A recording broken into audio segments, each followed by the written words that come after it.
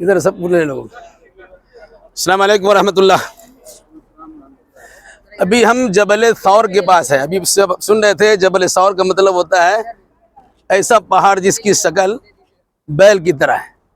اس کی ایک تاریخ ہے. اللہ کے نبی صلی اللہ علیہ وسلم نے جب ہجرت کی تھی، مکہ المکرمہ کو آپ نے چھوڑا تھا اور مدینہ جا رہے تھے، تو تقریباً 3 دن یا 3 رات اس غار میں آپ ٹھہرے تھے. اس غار کا نام ہے غار ثور. تاریخ میں آپ نے پڑھا ہوگا غار ثور.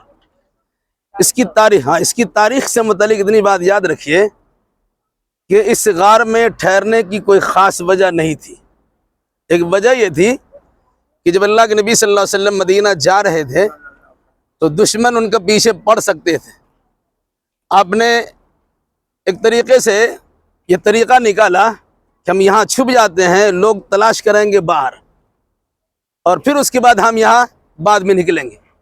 اسی انداز سے اللہ کے نبی صلی اللہ علیہ وسلم یہاں ٹھہرے. اور سلسلے میں واقعات بہت بیان کیے جاتے ہیں کہ غار ثور میں آپ کی حفاظت کی گئی.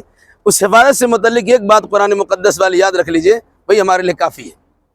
دشمن جب اس غار کے قریب پہنچے، جب اللہ کے نبی صلی اللہ علیہ وسلم اور حضرت ابوبکر صدیق اس کے اندر موجود تھے، تو صدیق اکبر نے کہا تھا یا رسول اللہ، اگر دشمن نے جھانک لیا تو ہم لوگ پکڑے جائیں گے. تو اللہ کے نبی صلی اللہ علیہ وسلم نے کہا، جس کا تذکرہ قرآن میں کیا گیا، ثانی اثنین اذ ہما فی الغار اذ یقول لصاحبہ لا تحزن ان اللہ معنا. دو میں کا دوسرا ایک دوسرے سے کہہ رہے تھے گھبراؤ مت، اللہ ہمارے ساتھ ہے.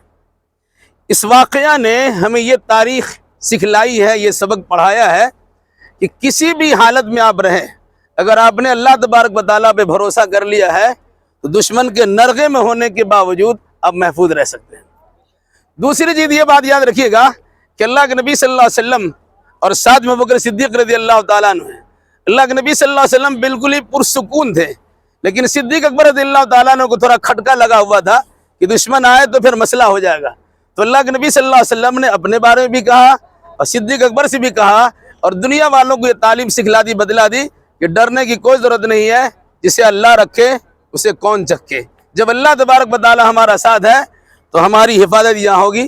اس تاریخ ہمیں یاد رکھنی چاہیے کہ کسی بھی حالت میں دنیا کے کسی خطے میں کسی گوشے میں رہیں اور ایسی صورتحال پیدا ہو تو کسی پہ بھروسہ کرنے کے بجائے ہمیں اللہ تبارک و تعالیٰ بھروسہ کرنا چاہیے. یعنی توحید کا درس دیا ہے اللہ کے نبی صلی اللہ علیہ وسلم نے اس توحید کے مرکز میں، جسے حضرت ابراہیم علیہ السلام نے آباد کیا تھا. بس توحید سیکھیے اور یہاں سے توحید لے کے چلیے. الحمدللہ، تبارک اللہ، جزاک اللہ خیر. کافی ہے. اللہ تبارک و تعالی ہم تمام مسلمانوں کی حفاظت فرمائے اور جہاں رکھے دین و ایمان پر قائم رکھے اور اس کے استقامت عطا فرمائے. اقول قولی ھذا واستغفر اللہ لی ولکم ولسائر المسلمین وآخر دعوانا الحمدللہ رب العالمین. سامنے وہ آپ کی جو بس کا نمبر ہے وہ بھی یاد رکھ لیجیے، 422 نمبر اور 22